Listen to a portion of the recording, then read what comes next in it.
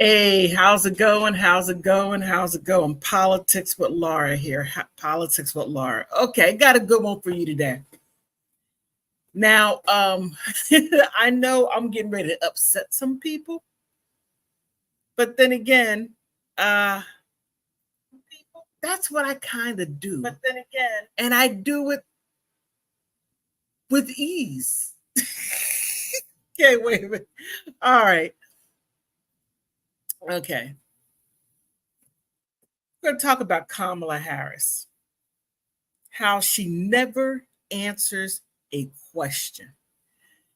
Kamala Harris doesn't answer a question. Now, I know some of you who are Kamala Harris supporters kind of like look past that. It's like, oh, but she's a Democrat. I'll leave it right there. Then we're going to talk about Project 25, Project 2025. Let me see. Then Anthony Blinken talking about Venezuelan politics and the president.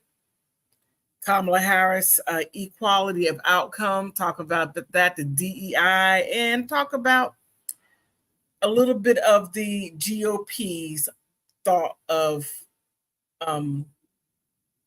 DEI. Now, some of you write me saying, hey, politics with Laura, you're always talking about Democrats in a negative manner and blah, blah, blah. Well, not blah, blah. Let me take that back. And whenever I talk about Republicans walk on water, they do no wrong. Well, no, that isn't it. No, that isn't it. It's that Democrats mess up big time. Republicans, they mess up, but Democrats do it they do it more frequently, and it's bigger than Republicans. I don't make it up. I just look at the news. I'm like, well, I can't even say anything about, Republicans because these Democrats are doing some wild stuff. And speaking of wild stuff, it seems that Kamala Harris is trying to backtrack because she was the first equality politician, right? Okay, not the first, but the vice president. And they're talking about equality of outcome. But wait, before I even get into that, let's get into Kamala Harris not answering a question. Now, I'm going to use a hot topic, reparations. I'm going to use a hot topic so that you can see how she doesn't answer a question. It's either yes or no. That's simple. Do you support it? That's it. And fair use some more YouTube, fair use after that. Okay, where is it?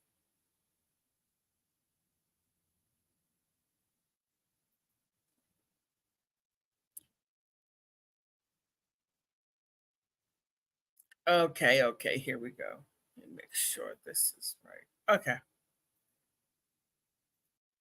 Do you support reparations for Black people? Well, listen, again, we had over 200 years of slavery. We had, I'm sorry, this is from the Griot, fair use, Jim Crow for almost a century. We had legalized discrimination, segregation, and now we have segregation and discrimination that is not legal but still exists and is a barrier to progress. We have disparities around housing. We have disparities around education. We have disparities around income. And we have to recognize that everybody did not start out on an equal footing in this country. And in particular, Black people have not. And so we have got to recognize that and do something. Okay. All right.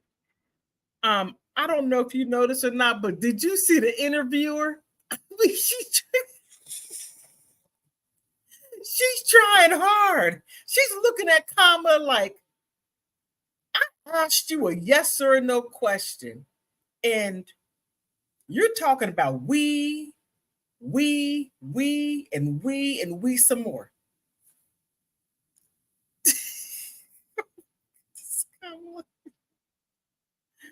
Oh my goodness. Something about that and give folks a lift up. That's why, for example, I'm proposing the Lift Act.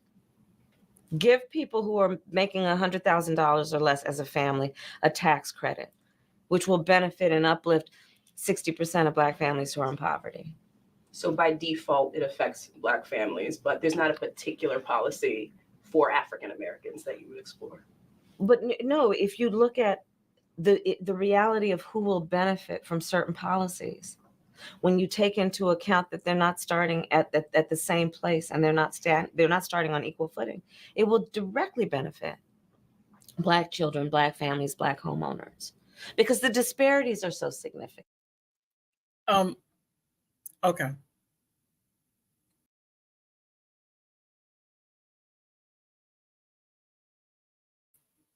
Okay, I didn't mean to do that. Okay, you can't make this stuff up. You can't. Now, what she said was quite revealing. Now, I'm going to make a statement, and this statement is going to upset a lot of people, but where did I lie? Okay, that's it. Where did I lie? Kamala Harris is half Indian and half Jamaican. And Kamala Harris was raised in Canada. And so she has no direct knowledge or anything when it comes to reparations.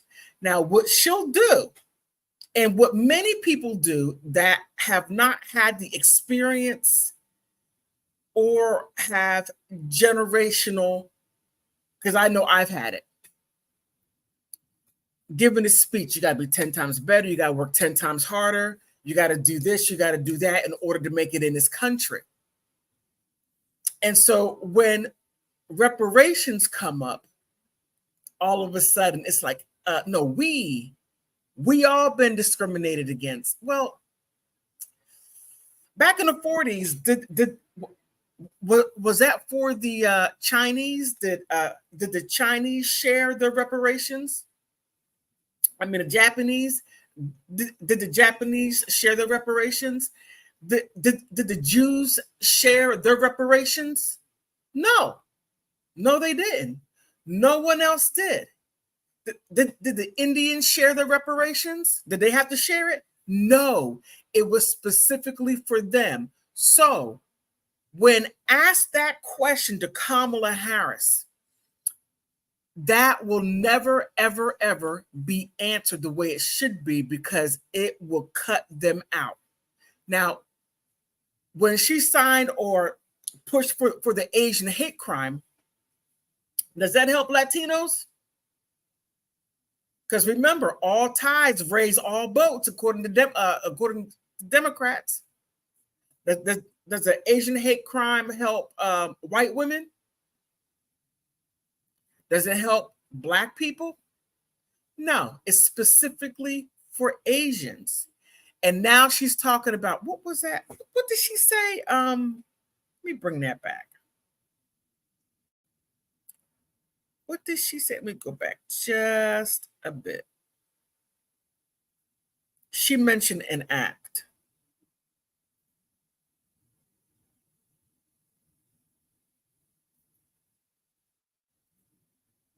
Black children, Black families, Black homeowners, because the disparities are so significant. So if we focus on the specific issues that have resulted in the greatest disparities, and we understand that that's part of why we're doing it. Listen, the reality also is this: any policy that will benefit Black people will benefit all of society. Let's be clear about that. Let's really be clear about that. So I'm not going to sit here and say I'm going to do something that's only going to benefit Black people. No, because whatever benefits that Black family will benefit that community and society as a whole and the country. Right? Okay. And she never truly answered. Well, actually, She did. She talked for 2 minutes and then said no. No to reparations. No.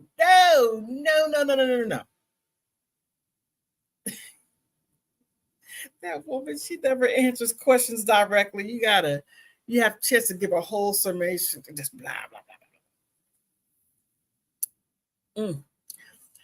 And the wild part about Kamala Harris is she's talking about sister girl, you're my girl. And, I tell people, just because people are your skin folk doesn't make them your kinfolk. No, it doesn't. It does not. True statement. All right. Now, outside of that, Project 2025. Now, I find, I think Project 2025, having less government, in my opinion, is a good thing. For me. Because bigger government, it has a tendency to etch me out. And I'm speaking about me individually. Bigger government has a tendency to assist other people. I just don't see where I benefit from bigger government. Now, I see where I benefit from smaller government. I see where I benefit from that. Now,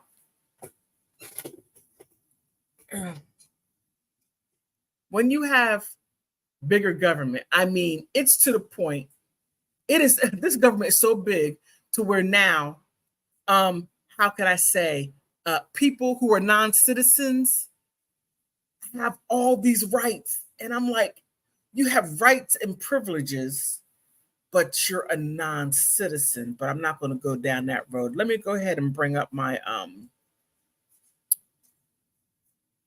where is it? Okay, here, Project 2025. Is this it? Yeah. Now here, quite interesting. Now the director is stepping down. Now I know there's a lot of backlash.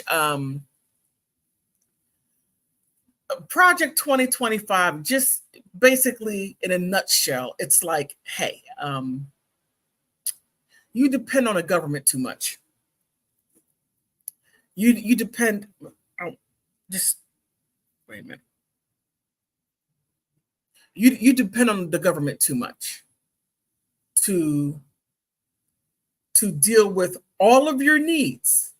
It's not like that you can't do anything for yourself. You're gonna say, "Oh, politics of law, that's a horrible thing to say." Well, no, it's not a horrible thing to say.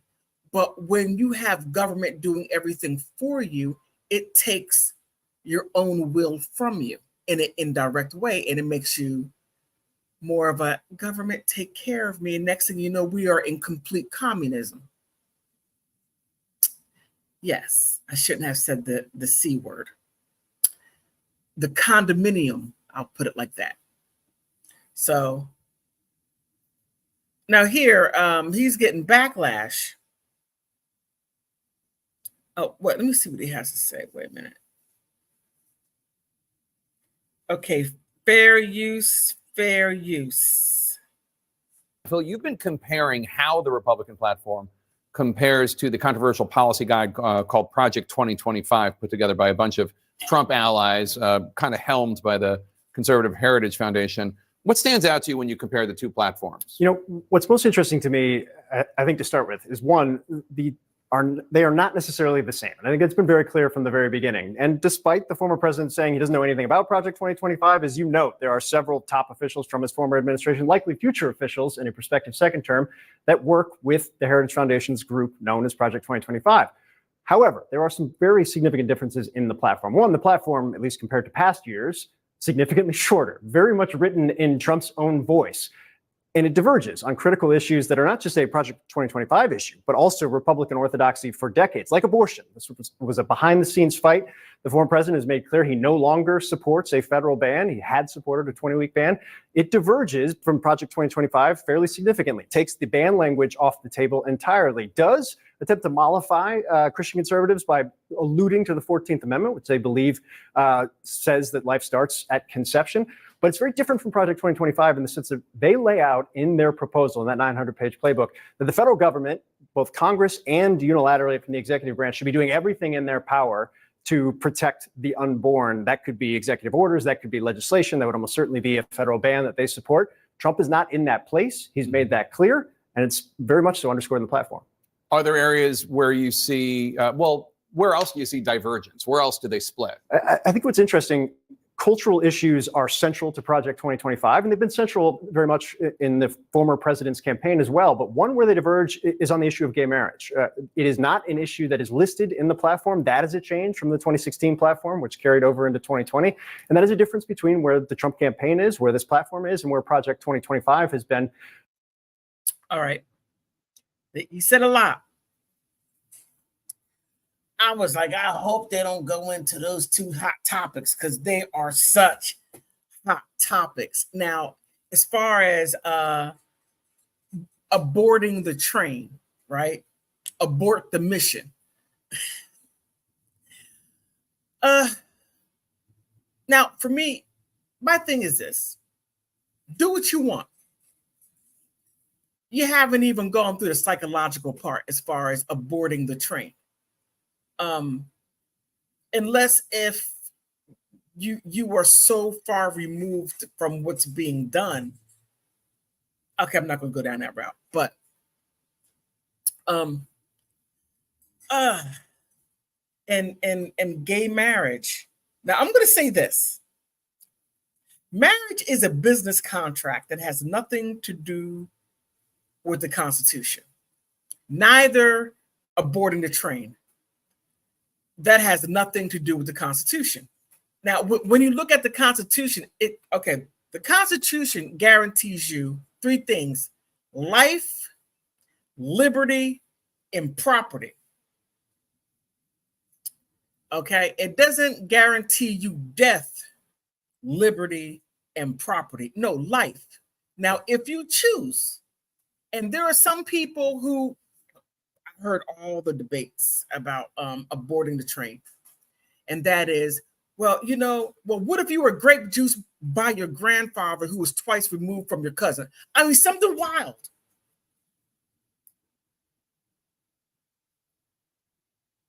Okay. I'm sorry. Something wild. And just dealing with those topics, I'm like, can we okay, I don't want to say dealing with reality, but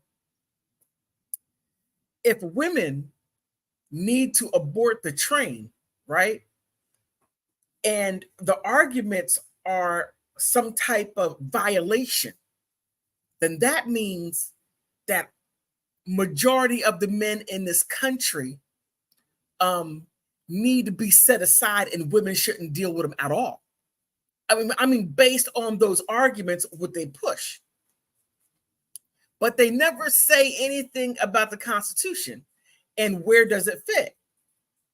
That's not where they go with it.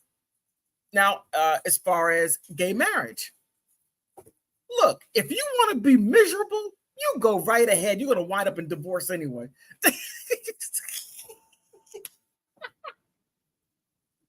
Wait. Okay. But again, it is a contract. It is a business contract. And it is. Because when you divorce, what do you get? Money. I mean, let's not fake the funk. Let's not fake it. It's a business contract. It has nothing to do with the Constitution. It has nothing to do with the legality of it. Not at all. Marriage, regular marriage period, marriage period has nothing to do with the Constitution at all. So whether if it's a gay marriage or heterosexual marriage, it has nothing to do with the Constitution. Zero. So if that's the case, right, that you want to make it its constitutionality, then take at no fault divorce. Oh, you don't want to do that. Oh, women, you don't want to do that. No, you want to have your cake and eat it too and not gain weight. Okay, I don't know. I don't know how that's going to work. But if you take out no-fault divorce and you want to make it constitutional and you get married and then you're like, okay, I don't like him because he lost his job, so I'm going to divorce him. No, for better or for worse, until death do you all part. Okay, you're not going to want that. We're going to say, okay, forget about the Constitution. Okay, let's just keep it a contract. Let's keep it a business deal because I want that no-fault divorce. Just when I think you're going to lose your job, I'm going to divorce you.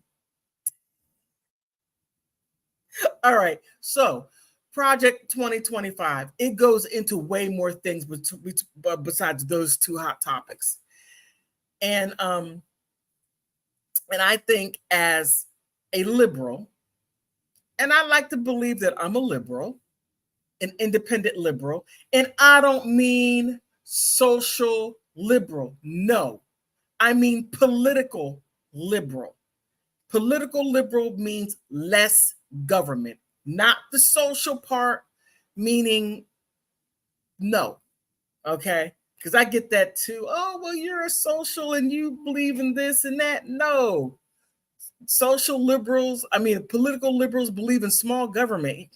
Get out of the government, get out of my room, get out of what I do. Protect the borders, and you're not even doing that properly. You need to focus on that instead of focusing on me. But I'll leave it right there. But let's go back to, wait a minute, is that over? Let me go back to that real quick.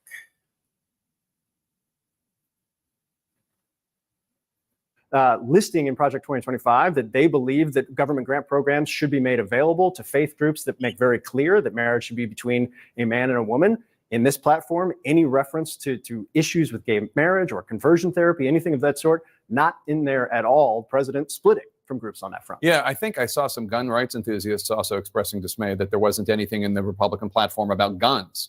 I think I read that. Yeah. What about areas where they're aligning Project 2025 and the Republican platform? We should make something very clear here. There are a lot of areas where they align on policy issues that the president cares deeply about, none more so than the issue of immigration. We've heard the president repeatedly say he will implement on day one the largest deportation program ever, referencing a 1950s era program helmed by Dwight D. Eisenhower. This is something Project 2025 is very much behind. This is something that is laid out in explicit detail, just as the president says it, in the plan as well. The hardline, very conservative, very rigid immigration policy is something that they align with totally. And it's also an area where not just Project 2025, but other outside groups. Okay. Now, it's quite interesting when he's talking about the immigration and taking a hard line. Now, if we're to the point in a society to where our rules cannot be respected and the people within a country cannot respect the rules that were agreed upon to protect us, to be able to vet people before they come in. Now, I'll tell you, I'm going to tell you, and some of you are going to get upset with me, but then again, I upset people without even trying. All this immigration thing, about this illegal immigration, it's, shall I say it? It's all about two things: cheaper labor and having a wider variety of mechs. Take off the M and put S in the front of it. And that's all that it is. That is it. You bring people here. I mean, people come here because they're like, oh, America, I can be rich. No, you can't. No, you have to. You're going to have some sort of, how can I say, talent to be rich? Because if you really want to take a look, the United States is not a rich country. It isn't. You just have a couple of big cities like New York, Philadelphia, DC, Raleigh, Miami, where else?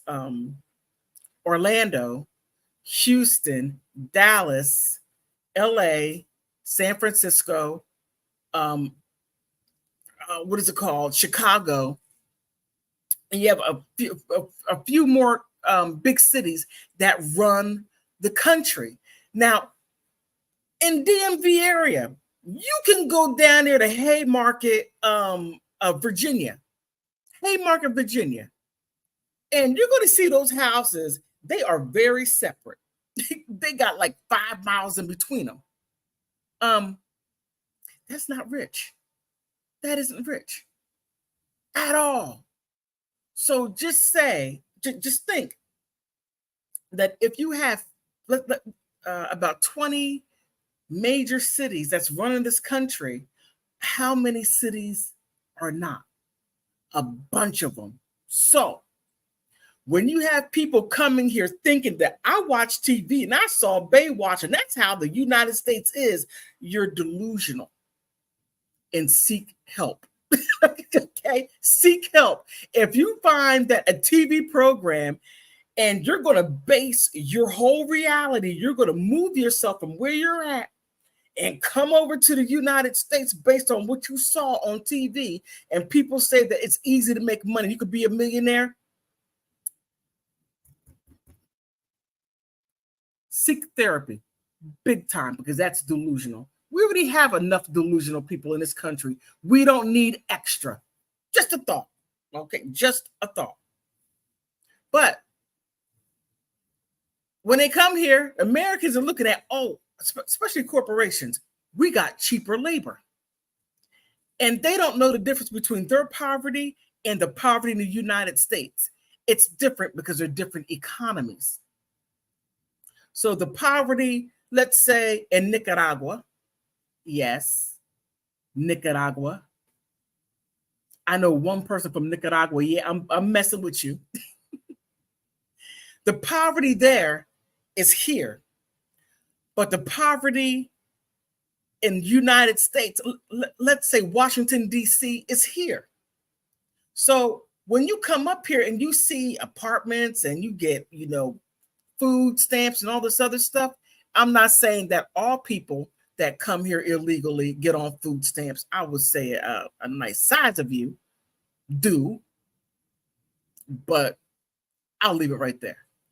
But you're still impoverished, but your poverty looks completely different. It's going to take you a little while to catch up that you're poor. So you come from one place to be poor to come to another place to be poor. And then you have a language barrier too. Oh my goodness. I mean, I never understood that. You're going to go to a country and you don't speak the language. Now, my ex-husband is from Nicaragua. That's why I'm poking. But before he came, he learned English. So he spoke and understood English before he even came here. And he came here as a teenager. So many of the people don't do it. His mother and his father didn't do it.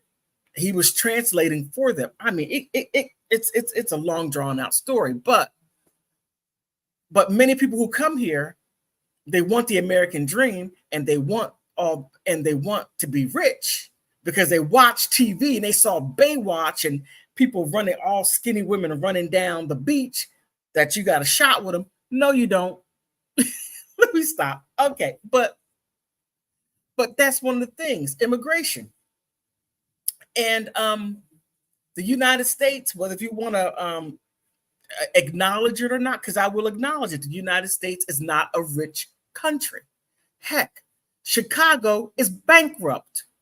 You know who else is bankrupt? New York. New York City is bankrupt because you have everybody flocking there, and then we got to take care of them. You got people coming off the planes with t-shirts and flip-flops during wintertime.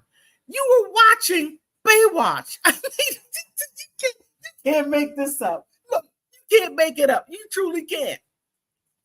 You truly can't make this up. But that's the delusion that come here.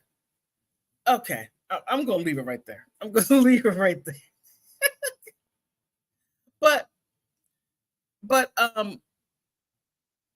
Project 2025, it goes into a lot of different facets. And it basically means smaller government.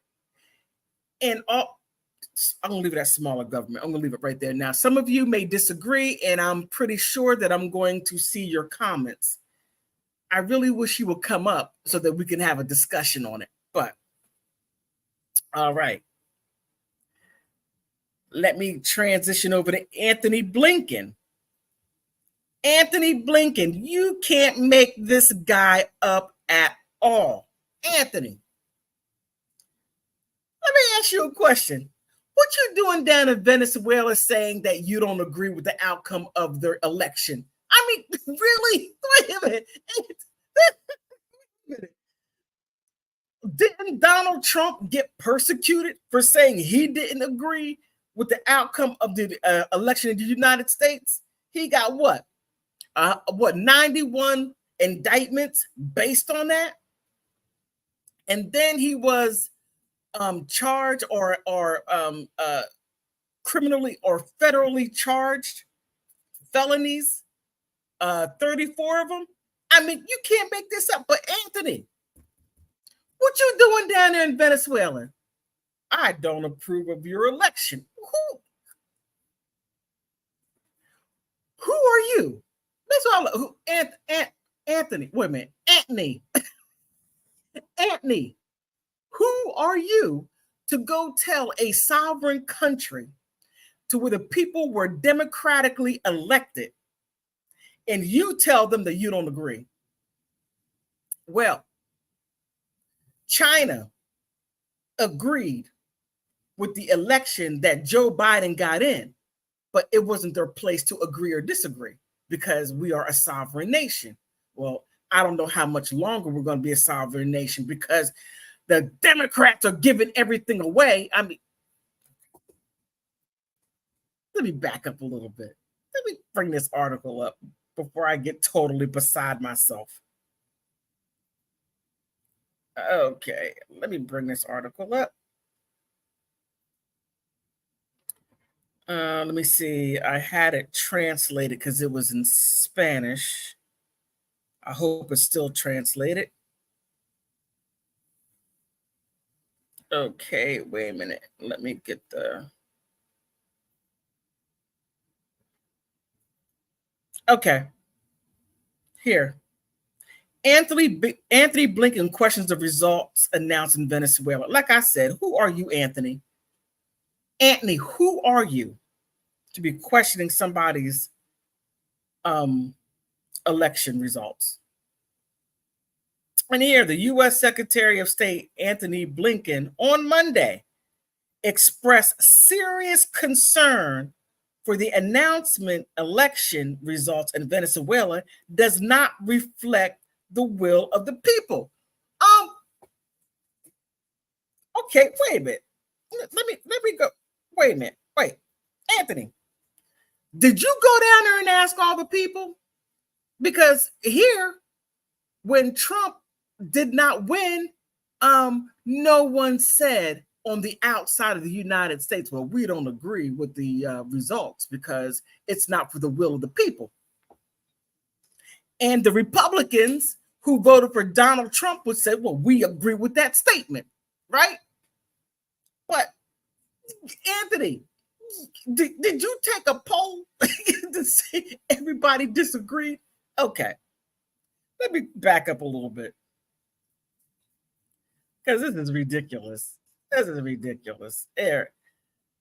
So here, okay, we have serious concerns that the announcement results does not reflect the will of the people, the will or the vote of the Venezuelan people, Blinken said in a press conference in Japan.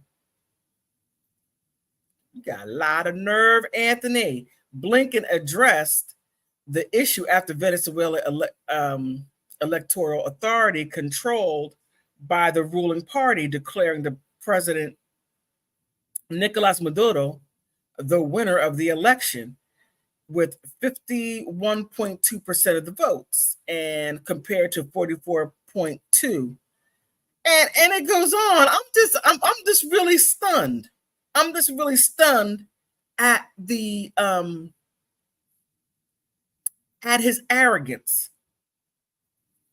I mean, I shouldn't be, but I'm stunned at his arrogance for him to sit there and say something like that. Now, if that were Donald Trump saying something like that, yeah, I'm saying Donald Trump, everybody would have had some type of fit, you know, people screaming out. I wish I had those.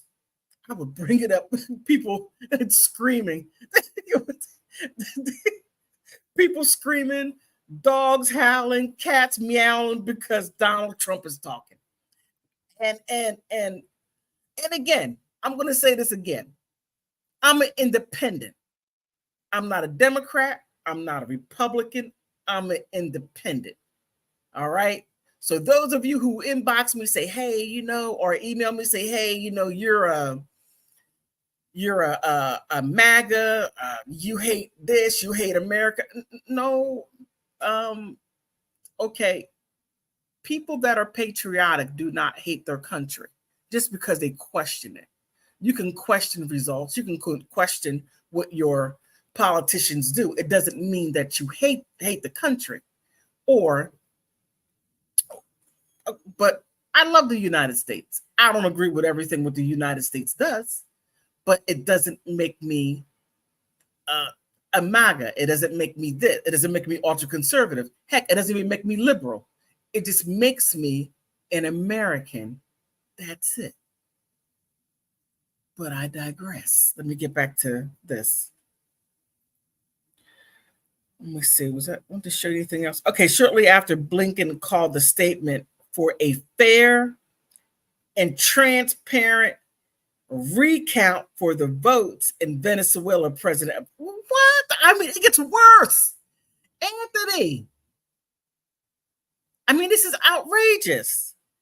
And now the voting has concluded, and it is virtually important. It's vitally important that every vote is counted fairly and transparently. Well, Anthony, let me ask you this. Help me out here. Help me out on this one. How comes during the 2020 election that, you know, that the votes, a couple of crates, were found over there in the ukulele country? A fair and transparent election that all votes are counted? It sounds like that you have a credibility problem,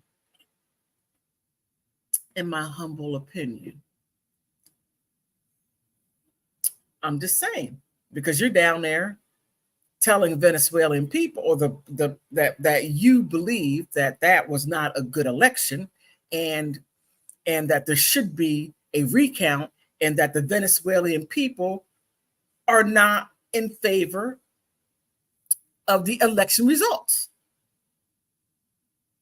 I find that quite interesting, Anthony, based on how everything gone on in this country for the past, 3.5 years.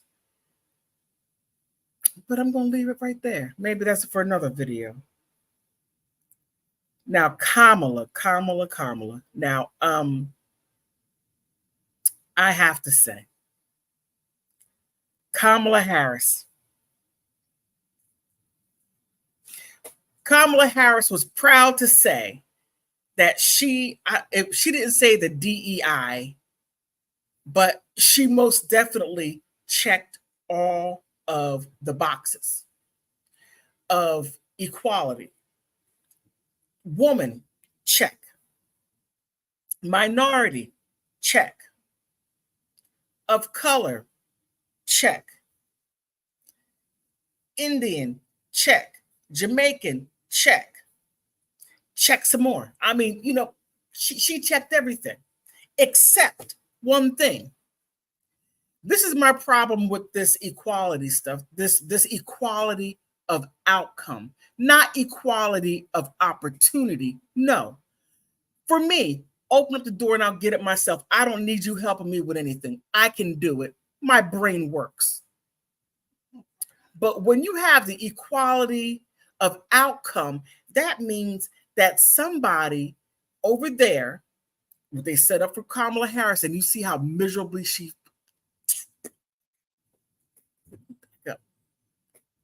You're going to have somebody already dictating what the outcome is going to be.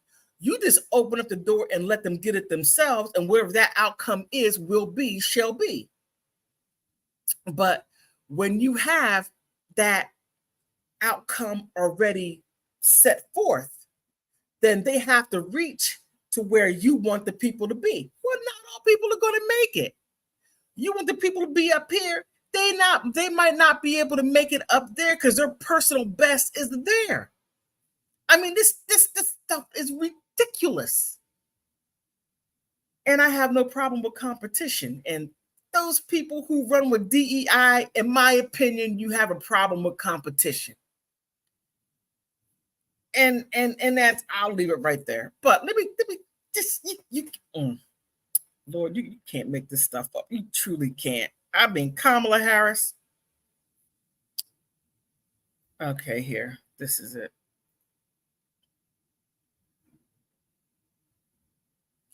And this right here was back in 2000, right? This was before. Okay, Kamala Harris says equality of outcomes should be the goal for public policy. Kamala, how well did you do as a VP? I'll leave it right there. The Democratic Vice President candidate Kamala Harris provided a narrative for a short animated clip that appeared on her Twitter feed Saturday or Sunday. In the clip, Harris gives voice to the leftist progressive narrative about the importance of equity, equality outcome, rather than the equality before the law. Equity before the law. And that was her whole thing. Now, when you have, American Girl says, okay, yeah, Kamala uses people. Yes, she does. She most definitely used that equality of outcome to benefit her. Okay. Let me back it up. Okay. When you look at Kamala's vice presidency, right? And she has been given a couple of jobs. One job was the border. Now, I do understand that Joe Biden did put her out there.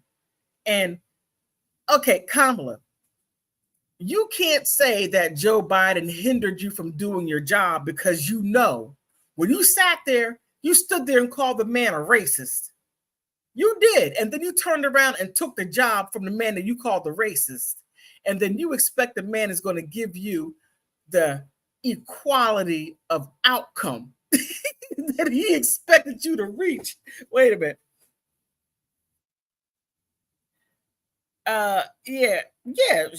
Kamala does use people. Yes, she does. She uses people. She used Joe Biden, and Joe Biden made her look like a fool. The border. 30 million people came through illegally. And just DC, 2 days ago, people are still coming through the border, right? Governor Greg Abbott set, I think, 2 bus loads of people on her lawn. Now, I think I know where she lives. I think I know where that street is. But they dropped those people off on her lawn. Now, remember, she's all for immigration. No. She's all for sanctuary cities. Well, Kamala, DC is a sanctuary city, and people were seeking sanctuary in your house. That's it. They were seeking sanctuary in your house. And okay, I'm sorry, I deviated a little bit, but that was priceless. Governor Greg Abbott, he has his faults, but I gotta say, he's funny as all outdoors. He is funny. Let me see where else I want to go with that.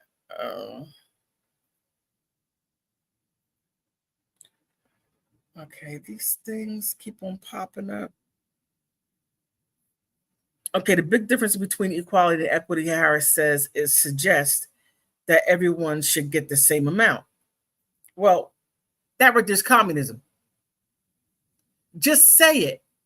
Just say that you want the United States to be a communist country.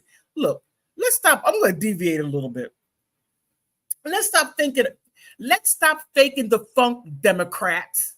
Just say that you want the United States to be a communist country. Even though you never been to a communist country, you never lived in a communist country. Hell, you don't even speak to the people who ran from the communist country or socialist countries. You don't speak to them. You over there watching Baywatch and thinking what's happening at Baywatch is going on over there in Uzbekistan or one of those other states. Hell, look, go up to Canada. That's a socialist country. Do I see you running up there? No. But then you want it to be a socialist / communist country, because communism and socialism are on the same line. It's just that the socialism is a construct. Communism is an economical part that pushes it. They go hand in hand. But, again, people have this idea and they romanticize it, but they never been in it. They never lived in it, nor do they ask people why they left their country to come here. Just a thought. Kamala. Okay, the Democrats, just a thought. Why don't you go talk to your next door neighbor, somebody down there that fled their country and that came here? Heck, ask people in the Middle East. They'll tell you it sucked. They don't want to be there under that. Just a thought. And you're right. What has Kamala Harris done for us? Not well, look, she gave us 30 million illegal non-citizens and making sure that they got food stamps, Medicaid, Social Security numbers, and driver's license. But there's this guy. I hope you see this video because I'm talking about you. I'm driving up the street and this knucklehead, he's driving a motorcycle that our tax dollars pay for, because I was yelling at him for almost hitting my car because he don't know how to drive a motorcycle, but we have Kamala Harris and Joe Biden giving out all these freebies. Am I upset? No, I'm not upset. I'm pissed because this is outrageous. I have friends who came here legally and they're pissed. I want you to know that the people that come here legally are pissed as well, because you have line jumpers who can't be bothered with doing things legally. Then I don't even want to get into the coyotes or how they come up with $10,000 to pay these people to bring them up here when they could have taken the same $10,000 and gone to college. I mean, it's just a thought, because you do have universities and colleges down there in your country, but that's not what you want to do. No, I don't want to build my country up. Yeah, I'm ranting, but it's irritating. It is. But I digress. on that. But it's a bit much. It is. But let me go to, okay, here. All right, wait a minute. Let me take this off. So here is Kamala Harris. Is this it? Okay, I think this is it. Yeah.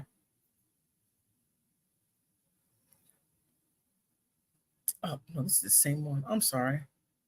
That's not what I meant to do. I'm sorry. I do apologize.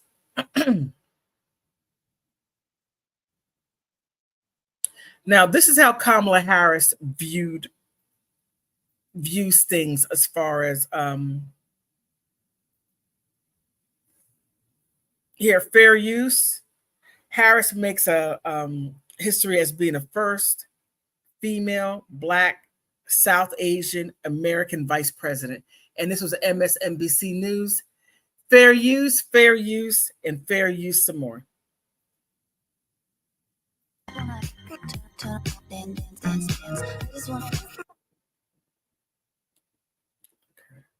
Who was tapped on the shoulder at a preppy school. This is anything but someone that the other side would call elite. This is someone who went to a historically Black college and university and at Howard and then found her way into the very top levels of our government through intelligence, hard work, balance, listening, and an incredible ability to communicate. She deserves this. She earned this the right way. And it is such a great. Okay, hold on for a second. Does anyone agree that Kamala Harris is an effective communicator? Oh, and Howard University, you got to take that L. You got to take that L. Man, look, Howard, you're catching all these L's. P. Diddy, Kamala Harris. There's a couple of more people. And yes, HBCUs. I graduated from an HBCU in DC. And we went against Howard University. Howard University went against my school and also Hampton. But you got to take that double L. And American Girl says, and rug cartels, excuse me, at the border. Yeah, it is. I'm sorry. And let me see. She is not, she cackles a lot. Excuse me. She does. I just gave you, excuse me. Oh my goodness. Yeah, she's not an effective communicator. She isn't. She truly isn't. Is she a hard worker? I haven't seen her in 2.5 years as a vice president. She probably was spending all that time golfing, but that's just my personal opinion. I don't know. Role model for all women in America. I am so proud of her and Joe Biden for selecting her. And they've got a very difficult job in front of them. But both of them together, I think, have the equipment necessary to navigate a stark reality, Mika. And we can't forget this. Hey there, I'm Chris Hayes from MSNBC. Thanks for watching. All right. But that right there, she checked all of the boxes. Kamala Harris, when Trump said that she was a DEI candidate, she was. Joe Biden made it quite clear when he said, I'm looking for a minority Black vice president. Okay, Kamala, okay, Joe, Mr. Biden, Kamala isn't a Black American. She isn't. So Democrats, stop saying that. She is half Jamaican and half Indian. She is not a Black American. She isn't.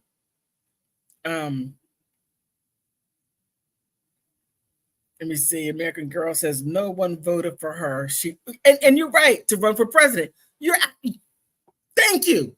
You're absolutely correct. She did not. She didn't campaign. She didn't do any of those things. She didn't come out and say, okay, Joe Biden, yeah, I'm your VP, but I'm going to go ahead and I'm going to campaign against you. Now, that would have been a crappy thing to do, but she didn't campaign. And if she, by the mere chance, if the sun,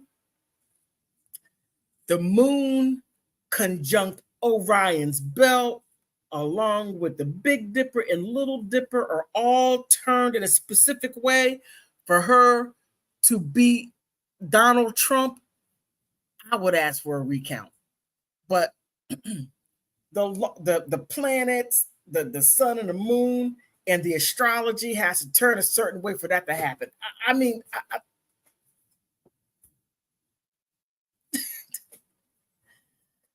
don't know. I'll just put it like that. That right there is, Okay. And here's what Donald Trump said. and he's catching backlash for it. Now here, the pollsters, Trump talking about Harris as a DEI candidate would backfire. Now, I per se, I don't think that would catch on too much. It would only catch on in a small. Wait a minute. I don't think that would catch on too much. I think that would catch on in small little niches out there. But overall, most people do not like Kamala Harris for so many different reasons. I mean, I can take the dice and just throw them in and name off all the reasons just by that rolling the dice. I mean, she has done so much. Not in LA and in California. Oh, you better not mention her name. Okay. But now that she has made herself known to the United States as a whole, not impressive at all. Actually, underwhelming. Not overwhelming, underwhelming. But let's get back to this article. Here, it says Republican pollster Whit Aries said in a new interview that it would be a mistake for the former president to join the same fellow Republicans calling Vice President Kamala Harris a diversity, equity, and inclusion candidate, even though that she checked all the boxes, even though that is what Joe Biden was looking for. But you shouldn't call her what Joe Biden looked for. Okay. Aries told the Washington Post that he is watching he is watching for Trump's reaction when he's asked if Harris's presidential candidacy launched after President Biden bowed out of the race last Sunday exacerbates the highlights and the weaknesses of the former president. Yeah, I mean, big time.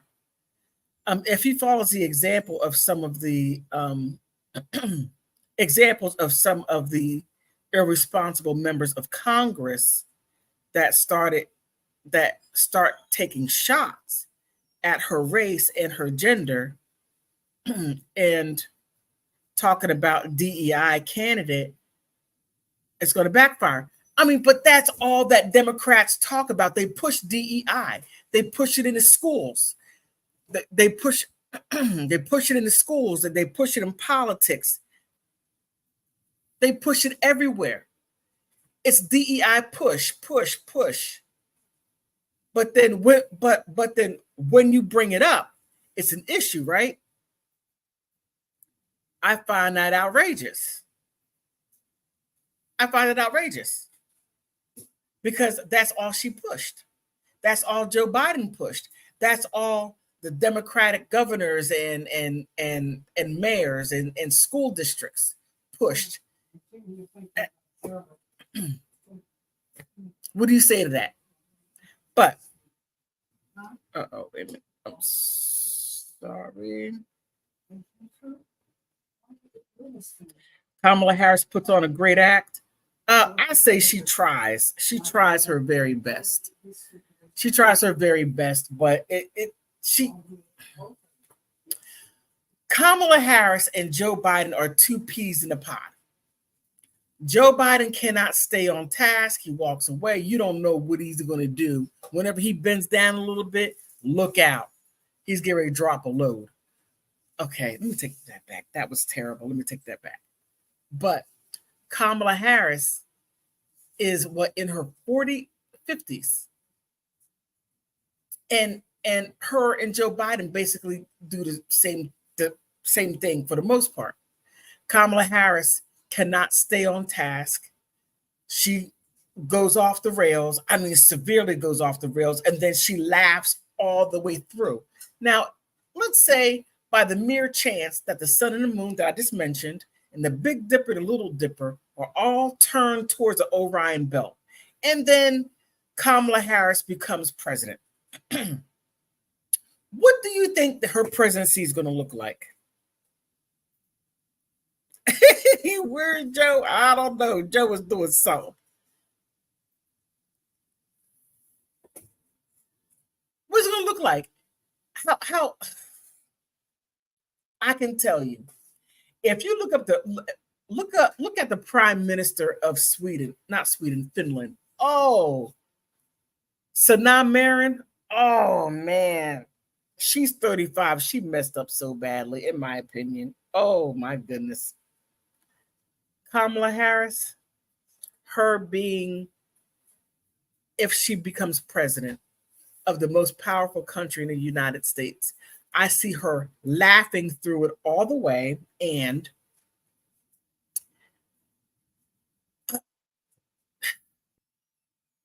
I see everybody coming here. America will no longer be what it is. It's going to be something completely different. Completely different. And I'll leave it right there. I'll leave it right there. Now, some of you Americans, Black Americans, yeah, I'm talking to you. You can say that you don't like America. You can say that you hate it for whatever reason. You hate the red, white, and blue. But I tell you this much. Brittany Griner, when she was talking about that she hated America and she went to that Russian jail, that was a humbling experience. When the president of the United States chose her, then a military person who put America first. I mean, oh man, Joe. Okay, here, the government is in chaos now. Can you imagine, Kamala? God help us. You know, that is, I'm telling you, look, for me, Kamala Harris being president is a scary, scary thought. Look at what she did for her own, in her own devices in LA when she was district attorney, and how she put all those people in jail because they had some wayward children who needed a good, right? And then she put the parents in jail, and then the children went to foster care and everything. And she put them in jail for 6 months. They lost everything. And she found that funny. And not to mention the other things which she has done. Now, you take somebody who thinks like that, and you make them president. Yeah. Just go figure. It will be a complete disaster, in my opinion. Now, I'm a woman, and I would like to see a woman president, not her. No. She. Okay. All right. Kamala. Wait a minute. There are so many deserving, accomplished Black women. Yeah, and Kamala isn't Black. She isn't. She's half Indian and half Jamaican. She's only Black whenever it's election time. After that, then she's half Asian. I mean, she goes back and forth, and then she throws Tupac in. And please don't ever do the electric slide, Kamala. Oh man, you're bad at it. Just don't do it. Just stop. Do the dances that you normally do. Don't do those. It will be. There are so many qualified and deserving people who can do the job. Kamala Harris is just a puppet. She is the person that is doing the will behind the scenes. Now, I put something up on Rumble because I can't put it up here. When I linked Nancy Pelosi to Janetto 6, they took down 5 of my videos. Yeah, they took them down. So if you want to hear about what politicians and corporations do, they meet once a year in the last part of January every year, and how they set the agenda and what and how politics is going to be swayed. Now, all the presidents have been invited to the Alfalfa Club, except for one president, Donald Trump. Now, I don't know whether if they invited him or if he simply didn't go, whatever it is, but during his presidency, he never went. Barack Obama went twice. Joe Biden recently went. I wonder how that was.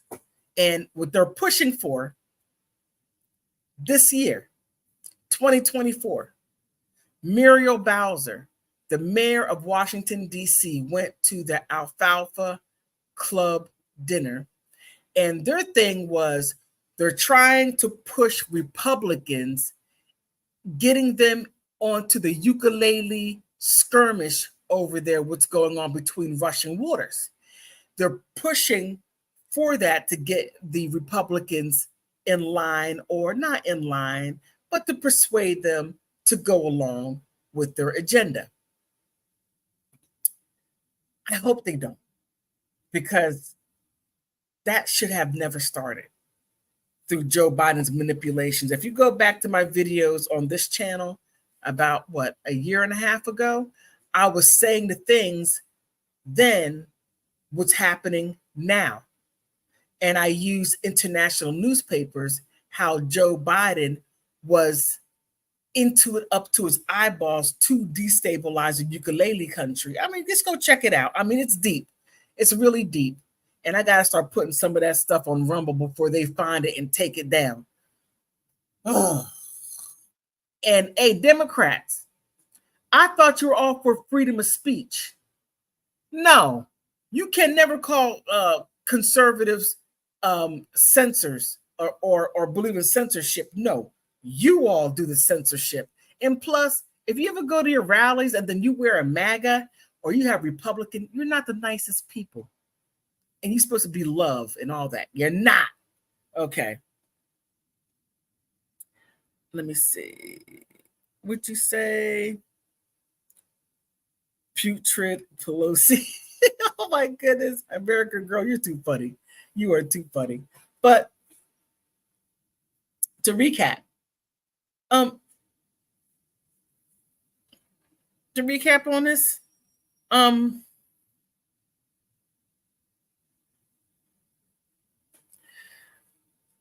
Kamala Harris is not the most eloquent speaker. She doesn't answer questions. She goes all around the world in all that chaotic speech that she gives out. Project 2025.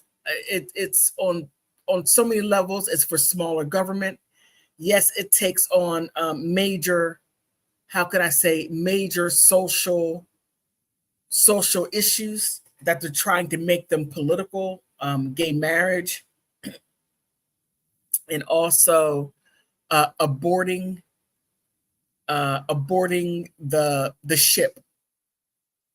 Okay, to aboard the ship, I'll put it like that. Those two things are not constitutional. And even though that you want to scream that the United States is a democracy, I remember in school that we had to pledge allegiance to the flag. So tell me, stop me where you hear democracy. I pledge of allegiance to the flag of the United States of America, to the republic in which it stands, one nation, under God, indivisible, for liberty and justice for all. Democrats, I get why you took that out along with prayer in school. I get why. You want to dumb down the masses to turn this to a communist country. You know, that's evil. That is an evil thing to do. And I can't say it's you, Kamala, but you're help perpetuating it. And Barack Obama, I want my 2 votes back. Obeezy or Abizabub. Man, you can't make this stuff up. You truly can't. You can't make it up. But please, like, subscribe, share, comment. Please do that. And we are in a for a bumpy ride. Now, I believe I read that Trump said that he didn't want to debate Kamala Harris. Now, if he's coming from the angle in which I think he is, it's like debating Kamala Harris is going to be like debating Joe Biden. It's going to be all over the place, in my humble opinion. But what are your thoughts? And mostly, wait a minute, you said, okay, I'm wearing a flag with the pledge. Yep. An Allegiance shirt from the Basic Pro Shop. Okay. Yeah, I need to